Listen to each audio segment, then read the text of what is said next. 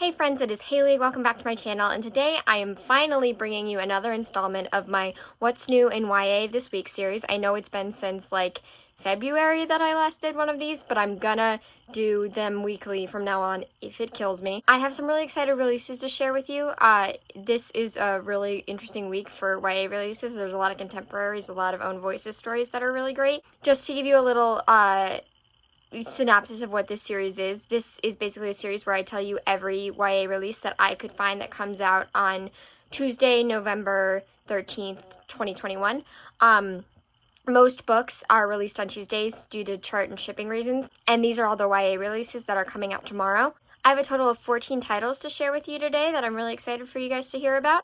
Just a little disclaimer before we start. I get all my information from Goodreads, and where I can, I've confirmed on the author's social media pages that the books are indeed coming out when they say they are. But if I get anything wrong, please let me know. And again, if I missed anything, also let me know in the comments below. And just leave a comment, what are you most excited about this week? Were any of these already on your TBR? What sounds the most interesting to you? Let me know. So without further ado, let's get started. Okay, so the first title that we have is All These Warriors by Amy Tintera, and this is the second and final book in Amy Tintera's Monsters duology. First book follows Clara, a girl who escapes her abusive father by joining an international monster fighting squad that battles against Scrabs, which are earth-dwelling monsters that are ravaging the world.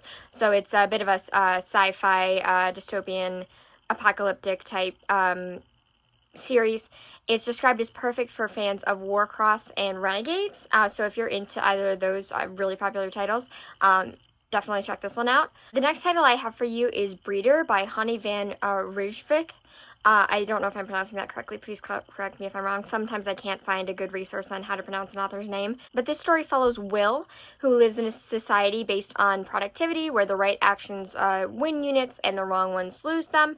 It's a sci-fi sort of dystopian novel. Will is fighting against time for access to an illegal medical drug, and while looking for it, meets Alex, who's a member of the Response, in uprising to overthrow those in power, which Will soon gets wrapped up in. The book is listed as LGBTQ on Goodreads, but I wasn't able to find a lot of information on what exactly the representation is. So if you know, please let me know in the comments so that I can update it in the description. But yeah, it is listed as LGBTQ. So if you're interested in a good sci-fi with good representation, this might be the book for you. Next up is Faking Reality by Sara Fujimura, and this follows Dakota. She's the daughter of the stars of a reality TV home renovation show, and Leo, her best friend and secret crush who works in his family's restaurant. Both Dakota and Leo have crushes on each other, and they don't know how the other feels, so the mutual pining trope is in this one, which I love. It's one of my favorite tropes of all time. Leo comes from a Japanese family, as does Dakota's mother, so there's good representation on that front. It's described as My Big Fat Greek Wedding meets Some Kind of Wonderful meets Kara McDowell's Just for Clicks. It's also described as perfect for readers looking for a feel-good YA romance and those who like clean teen reads. So if that's something that interests you, I would definitely pick this one up. Next up is Flash Fire by TJ Klune, and this is the second book in the Extraordinary series, which I believe is going to be a trilogy, at least according to Goodreads. The first book follows Nick, the most popular fanfiction writer in the Extraordinaries fandom. He's after a chance meeting with a superhero. Nick sets out to make himself extraordinary, and there's LGBTQ representation with a male-male romance, and is described as Rainbow Rowell's Fangirl meets Marissa Meyer's Renegades. So this is the second book in that series, and if you enjoyed the first, I would definitely recommend picking the second one up. And if the synopsis interests you, I definitely recommend picking up the first book. Next up, we have The Mythic Koda Rose by Jennifer Nissley, and this is a standalone that follows Koda, a girl looking to learn more about her late rock star father. Her search leads her to track down her father's bandmate and ex-girlfriend Sadie, and she quickly finds herself becoming obsessed with Sadie, this other musician. And as their bond deepens, they're both forced to grapple with the hole that Koda's father left in their lives and left behind. It's an LGBTQ novel. Koda is in love with her best friend Lindsay, but doesn't have the courage to tell her. And it's described as in the spirit of Nina Liqueur and Adam Silvera. Next up is Radha and Jai's Recipe for Romance by Nisha Sharma. This follows Radha, a Katek dancer who loses a major competition due to a family betrayal and moves from Chicago to New Jersey to attend the Princeton Academy of Arts. It also follows Jai, a captain of the Bollywood Beats dance team who is an overachiever with limited funds for college who wants to make sure he has a show-stopping senior year.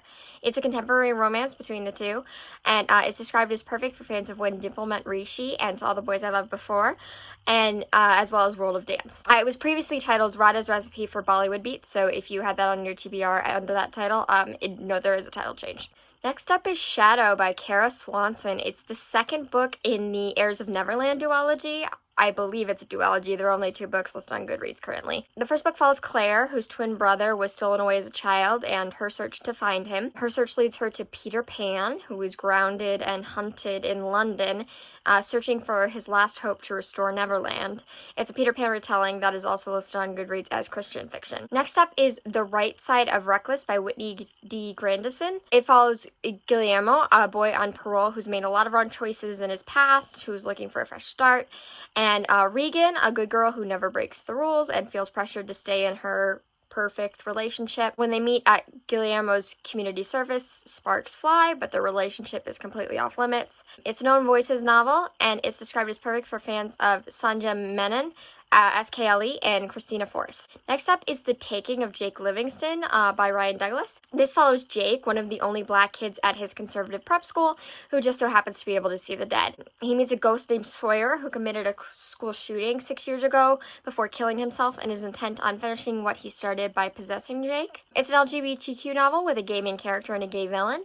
It's described as Get Out meets Danielle Vega, and it was previously titled Jake in the Box, so if you had that in your TBR under that title, just know there is a title change. Next up, we have Up All Night, which is a YA anthology by various YA authors. It's got contribution from Brandy Colbert, Kathleen Glasgow, Maureen Gu, Tiffany D. Jackson, Amanda Joy, Nina LaCour, Karen M. McManus, Anna Mariano, Maria Niekamp, Laura Silverman, Kayla Whaley, Julian Winters, and Francesca Zappia. It's 13 stories set between sunset and sunrise, and the blurb says it's a time for romance and adventure, for prom night and ghost hunts. It's a time for breaking up, for falling in love, for finding yourself. So if you're into any of those authors, I definitely recommend checking this one out, even if just for one person's story. Next up is When All the Girls Are Sleeping by Emily Arsenault. It follows Haley.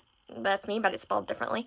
A girl who attends an all-girls prep school where a spirit supposedly haunts a senior dorm. Haley's best friend Taylor died the year before, and a video surfaces that make it look like Taylor's actually been murdered. It follows Haley's search into what happened the year before and the mystery surrounding Taylor's death, and it's described as perfect for fans of People Like Us and the Cheerleaders. Holly Jackson, who wrote the A Girl's Guide to Murder, described it as a skillfully plotted mystery with dark secrets await. So if you're into thrillers and mysteries, I definitely recommend checking this one out. I know Holly Jackson's A Good Girl's Guide to Murder is really critically acclaimed and a lot of fans love it. So if you're interested in something she recommends, I would definitely check this out. Next up is When We Were Strangers by Alex Richards, and this follows Evie, a girl whose father dies of a heart attack the day he was planning to move out. Evie soon discovers that her father was dating his 22-year-old receptionist Bree, who is now 6 months pregnant, and begins a summer photography project on her that soon escalates into full-blown stalking. When an emergency forces Evie to help Bree, she learns there's more to the story than she ever knew, and it's described as an addicting and compelling new story about betrayal, complicated family secrets, and getting to the heart of what matters, ultimately asking readers how far they'd be willing to go to unravel the truth. Next up is Wings of Shadow by Nicki Preto. It's the third and final book in the Crown of Feathers trilogy. The first book, Crown of Feathers, follows Veronica, a war orphan who disguises herself as a boy to become a legendary phoenix rider after a betrayal from her sister. The series has LGBTQ representation with a gay main character, though I don't know the full extent of the representation because I have not read the books yet, and I've heard that the first book only kind of hints at the representation and the romance, and I haven't read the other books, so I haven't really looked into it because I don't want to spoil myself. This is a YA fantasy that I am super excited to get my hands on because I love YA fantasy, especially high fantasy, and the more I read about this series, the more I'm dying to pick it up. So yeah. And then last but certainly not least, we have XOXO by Axie Oh, and it follows a Jenny, a cellist prodigy who meets a boy named Zhao, who turns out to be a member of a K-pop band who is forbidden from dating. It's set in Los Angeles for the beginning and then South Korea, I believe, for the rest of the novel. Jenny meets Jaewoo in LA, and they spend a really fun night together, roaming LA before meeting again 3 months later in Seoul, where they are attending the same arts academy. And there's a lot of reviewers describing it as similar to a K-drama with similar storylines and pacing. So if you're into K-pop or K-dramas, I would definitely pick this one up. That's it. Those are all 14 titles that I have for you today. I'm super excited to get my hands on a lot of these. They sound really good. There's a lot of contemporary, not as much fantasy, but a couple fantasy. Overall, I think that these books just look great. I think it's a really great week for YA. So if any of these interest you, please let me know in the comments. Please let me know what you are most looking forward to this week, what book you are most anticipating. For me, I think it's Wings of Shadow, which is the 3rd book in the Crown of Feather series. Although I haven't read the first 2 yet, I'm hoping to read them soon. Just let me know what you think. Let me know if you have any suggestions for other videos you want to see on this channel, anything else you want to see me do. I would love to hear from you, and I really just enjoy chatting with you guys. So please, please, please comment down below with some of your favorite reads, what you're reading, what you are digging right now. I'm really into the romance genre lately, so I've been reading a lot of romance. But yeah, that's about all I have for you today. I'm super excited. I'm working on a reading vlog actually this week, so hopefully that'll be up by the end of the week. And I'm looking forward to doing some... I have another special project plan. I'm trying to get my mom to read the Shadowhunter Chronicles, and I'm hopefully going to be vlogging like her experience and updates as she reads that. So if I can get her to do it, then that's something that's coming up, because she knows absolutely nothing about the Shadowhunter Chronicles. I've like talked about it, but she doesn't remember anything, so she has no idea of the plot twists and stuff like that. So I'm really hoping that that one works out, because I love seeing people read those books for the first time. That's about it for today. I am super excited to talk to you guys and hear what you have to say. Please comment down below, and I'll talk to you guys next time. Bye!